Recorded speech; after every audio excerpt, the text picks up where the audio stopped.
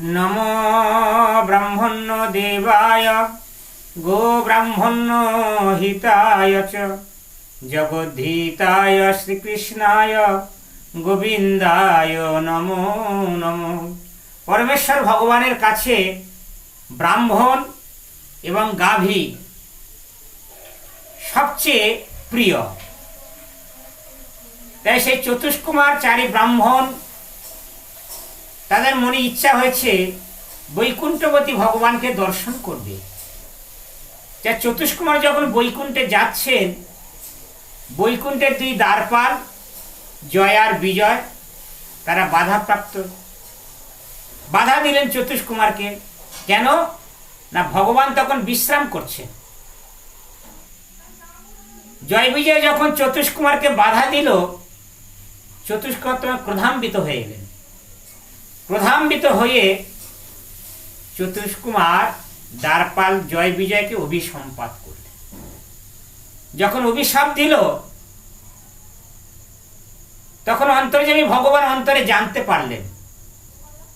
তিনি এসে ব্রাহ্মণদের কাছে করজোড়ে মিনতি করে বলছে, হে ব্রাহ্মণগণ, আমার এই সেবকদ্বয় তারা অজ্ঞান আপনাদের চরণে অপরাধ করেছে। আপনারা জ্ঞানী, আপনারা কৃপা করে ওদের অপরাধ ক্ষমা করে দিন। ভগবানের মধুর বাণী শ্রবণ করে চতুষ্কুমার খুব আনন্দ পেলেন। তা ভগবানের কাছে যে ব্রাহ্মণ শ্রেষ্ঠ, ভগবানের কাছে যে গাভী শ্রেষ্ঠ, ভগবান নিজেই তার প্রমাণ দিচ্ছেন। ভগবান সর্বত্রে ব্রাহ্মণ এবং গাভীদের হিতাকাঙ্ক্ষী। তাই বলা হয়েছে গো ব্রাহ্মণ্য হিতায় চ। পরমেশ্বর ভগবান শ্রীকৃষ্ণ বা বিষ্ণু হচ্ছেন ব্রাহ্মণদের আরাধ্য বিগ্রহ। তাই ব্রাহ্মণ মানে হচ্ছে যিনি ব্রহ্মাকে জানেন, আর বৈষ্ণব মানে হচ্ছে যিনি পরমেশ্বর ভগবানকে জানেন।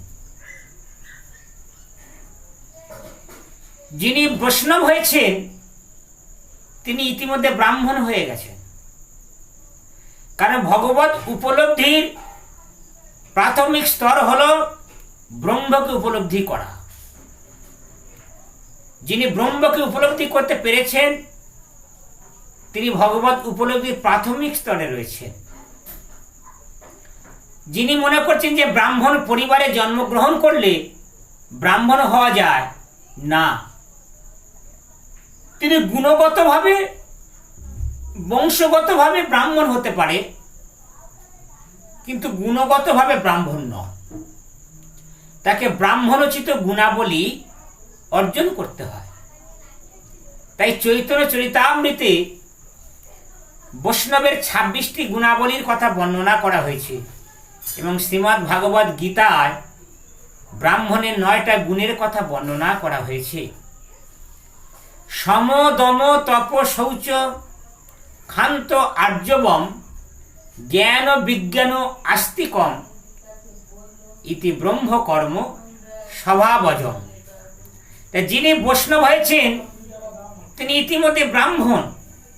তো এখানে লক্ষ্য করার বিষয় এই যে ভগবান স্বয়ং ব্রাহ্মণদের মহিমা বর্ণনা করছে, যা তার ভক্ত ব্রাহ্মণ এবং বৈষ্ণবদের সম্বন্ধে।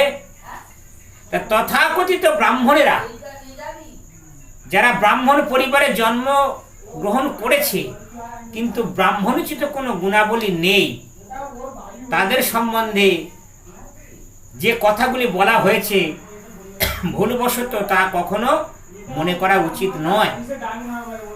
ভৃত্য যদি কোনো অপরাধ করে তাহলে জনসাধারণ তার মালিককে দোষারোপ করে।